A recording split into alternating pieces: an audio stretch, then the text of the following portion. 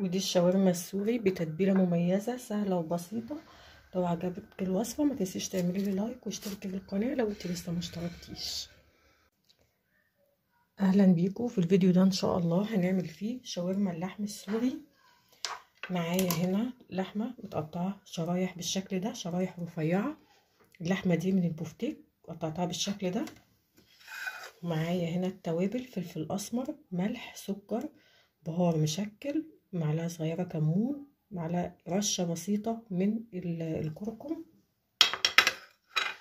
وهنا زبادي وميه بصل وزيت زيتون. هنزل هنا بالزبادي وعليه ميه البصل، توابل، اقلبهم كويس مع بعض. هنزل بربع كوبايه من زيت الزيتون ومعلقتين كبار من الخل، ونقلبهم كويس مع بعض. وبعدين هنزل باللحمه واقلبها بقى مع بعض كويس. نشرب اللحمه من كل التتبيله دي، نغطيها بقى ونسيبها لمده ليله. لو مستعجله عليها فسيبيها 3 أو 4 ساعات في التتبيله دي.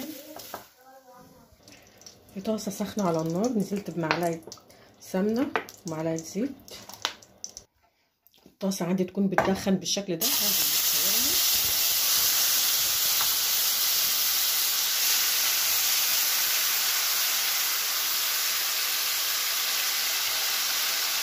لازم اديها صدمه بالشكل ده عشان ما تنزلش ميتها وتنشف. هسيبها بقى مش هحركها لما تاخد لون من تحت.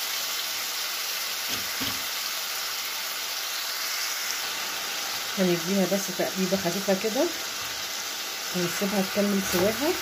منحاولش نقلبها كتير عشان ما تنزلش ميتها. الميه اللي فيها دي من الصوص اللي انا تبلتها دي.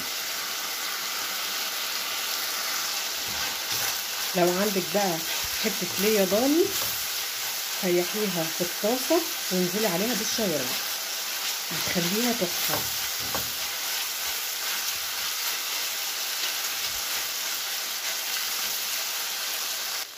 هنا بقى لما الاقي الشاورما دخلت في السوا وخدت لون معايا اوسع للبصل كده. عندي هنا بصل متقطع رفيع خالص وحطيت عليه سماق وهحطه هنا بس يا دوب يدبل وهشيله.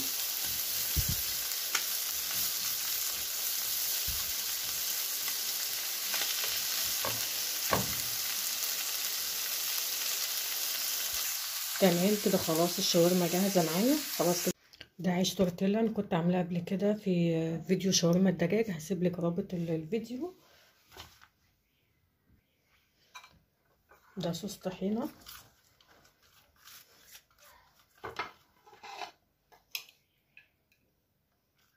باللحمه والبصل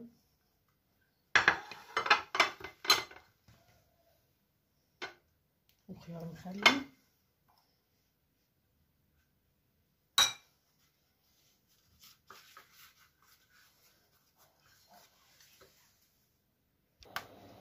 عندي طاسه على النار نكون مسخنينها. هنزل بالسندوتشات بس كده اديها صدمه.